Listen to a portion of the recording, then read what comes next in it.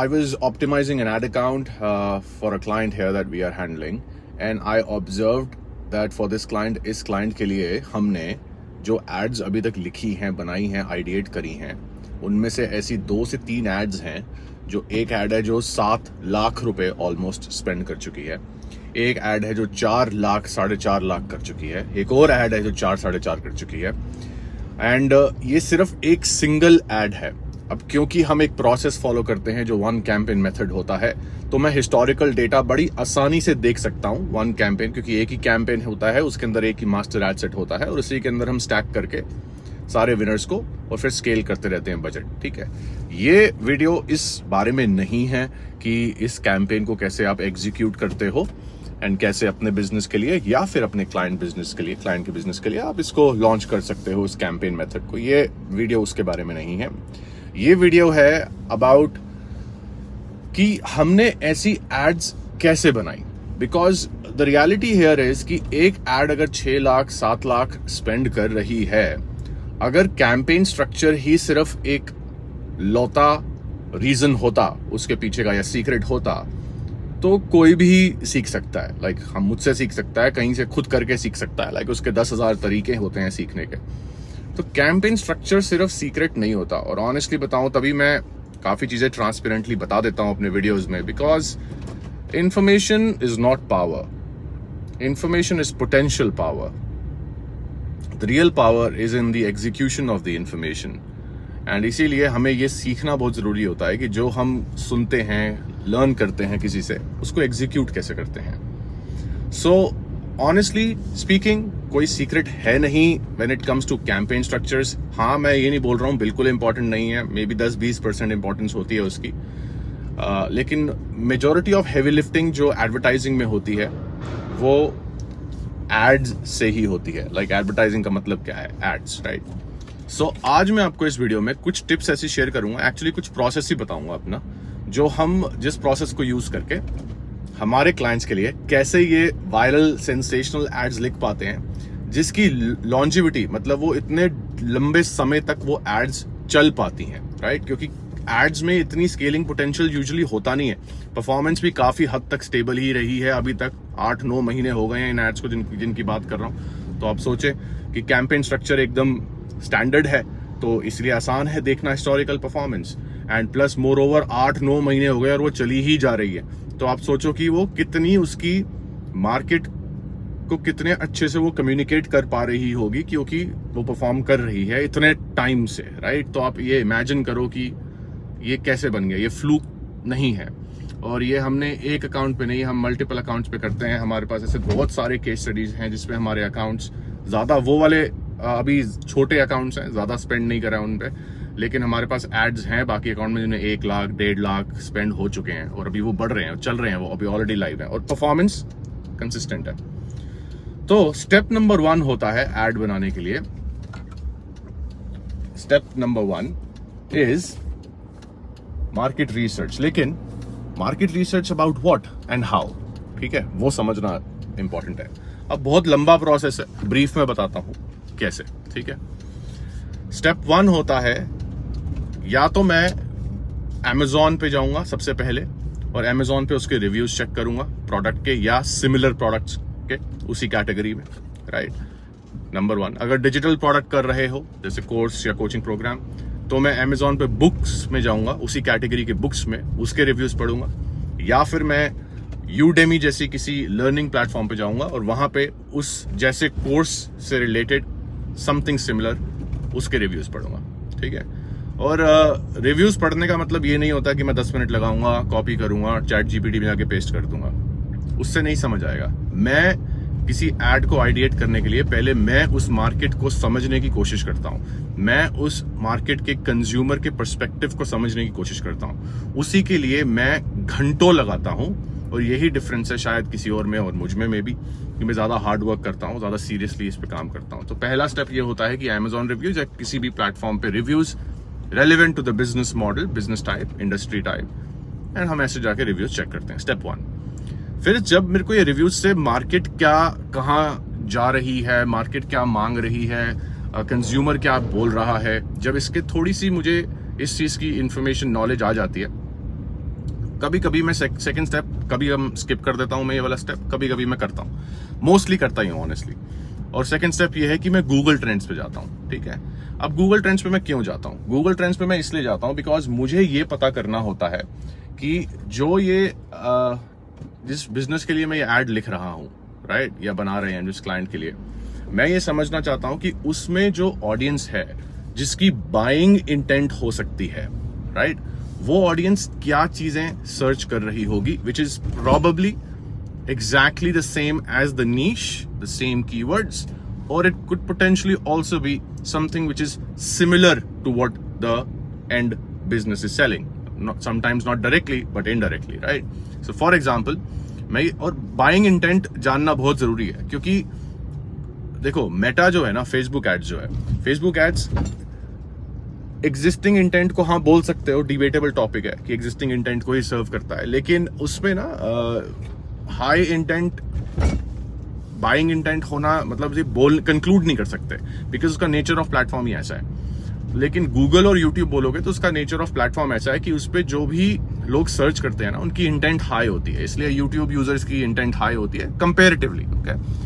हालांकि मैं ये नहीं बोल रहा हूँ कि एक चीज बेटर है दूसरे से, बिल्कुल भी नहीं बोल रहा हूँ, ये मत समझना। मेटा बहुत अमेजिंग है और मेटा ही यूज करना चाहिए अगर आप कर रहे हैं तो, स्टार्ट ही कर रहे हैं तो। उसके बाद जब आप बहुत बड़े बिजनेस बन जाएंगे तब आप दोनों प्लेटफॉर्म्स यूज कर सकते हैं। Anyway, coming back to what I was saying. So yeah, right. So high intent वाले users, मुझे समझना है कि जो high intent वाले users हैं वो क्या चीजें सर्च कर रहे हैं, ये मैं जानना चाहता हूं। तो ये मेरा स्टेप नंबर 2 होता है। तो मैं जाता हूं गूगल ट्रेंड्स पे और मैं ट्रेंड्स पे सर्च करता हूं last 30 days, last 60 days, 90 days, 7 days. मैं ये सारी चीजें सर्च करता हूं डिफरेंट कीवर्ड्स यूज करके। जैसे अगर मैं एग्जांपल देता हूं, अगर मैं फाइनेंस नीश में हूं और मैं स्टॉक ट्रेडिंग के ऊपर कुछ सर्च कर रहा हूं, तो मैं स्टॉक ट्रेडिंग कीवर्ड से सर्च करूंगा।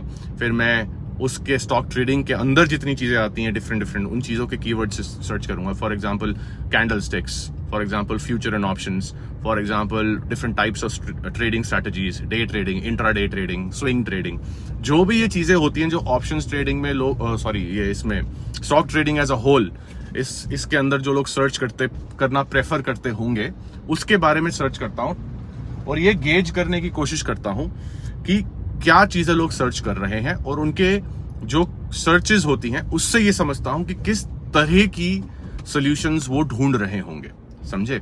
तो इस पे मैं काफी टाइम स्पेंड करता हूं, जिससे मुझे इंटेंट, हाई इंटेंट यूजर्स कहां हैं उसका एक अंदाजा लगता है, ठीक है। ये हो गया मेरे 2-3 स्टेप्स। यूडेमी पे चला गया अगर डिजिटल प्रोडक्ट है तो, अगर सिर्फ फिजिकल प्रोडक्ट है ई कॉमर्स वगैरह तो रिव्यूज पे गया सीधा, फिर गूगल ट्रेंड्स पे भी सर्च करके देखा उसके बारे में। ये आइडियाज मुझे इससे मिल गए। अब मैं आता हूं नेक्स्ट स्टेप पे। नेक्स्ट स्टेप होता है हमारा, जो भी मैं रिसर्च करता हूं, जैसे ही मैं ये रिसर्च कर रहा होता हूं, मैं एक गूगल डॉक्यूमेंट साथ में खोल के रखता हूं और उस गूगल डॉक्यूमेंट में ये सारी चीजें मैं पेस्ट करता रहता हूं। मैं बिल्कुल आपको फैक्चुअल बात बता रहा हूं, ये एग्जैक्टली इसी तरह से करता हूं, कोई हैक है भी नहीं इसका, मेहनत करनी पड़ती है बेसिकली, ठीक है। मैं जाके गूगल डॉक्यूमेंट्स में सारी चीजें अपनी ऑब्जर्वेशंस लिखता रहता हूं कि मैं जब कोई चीज देखी तो मैंने क्या ऑब्जर्व किया, मैं वो लिखता हूं। फिर मैं ये भी कॉपी पेस्ट भी करता हूं कुछ चीजें जो यूजर्स बोल रहे हैं रिव्यूज में, ताकि मैं कभी यूजर जिस तरह से, एक कंज्यूमर जिस तरह से चीज को बोल रहा है, मैं कभी किसी एड के हुक में, हेडलाइन में वो चीज यूज कर पाऊंगा। तो इसलिए मैं वो भी कॉपी पेस्ट करता रहता हूं जो मुझे चीज अच्छी लगती है रिव्यूज से। साथ ही साथ मैं अपनी ऑब्जर्वेशंस लिखता रहता हूं बुलेट पॉइंट्स में, छोटी पॉइंट्स में, ठीक है, जिससे मैं उसको रिविजिट कर सकूं। फिर जब गूगल ट्रेंड्स मैं कर रहा होता हूं, उस पर भी जो मेरी ऑब्जर्वेशंस होती है मैं वो लिखता रहता हूं, कुछ चीजें कॉपी पेस्ट करता रहता हूं गूगल ट्रेंड से भी। तो ये रिसर्च डॉक्यूमेंट बन रहा है मेरा, जो मैं बनाता रहता हूं। फिर जब ये हो जाता है, मैं नेक्स्ट स्टेप पे जाता हूं, वो होती है अब एड लिखने की शुरुआत करनी होती है। अब उसके लिए सबसे पहले मैं कुछ चीजें समझता हूं, कुछ एक प्रोसेस है। मैंने एक पिछले बहुत फुल ट्रेनिंग मैंने शेयर करी थी, बिहाइंड द सीन्स ट्रेनिंग थी, एक मैंने इनर सर्कल में मैंने वो कॉल करी थी, जिसमें मैं ये बोलता हूँ कि एक कॉल के ना, एक एड के फैंटास्टिक 4 होते हैं, ठीक है। मतलब मेरे पास इससे बेटर आइडिया आया नहीं बोलने का तो फैंटास्टिक 4 बोल दिया मैंने उसको, फैंटास्टिक 4 है।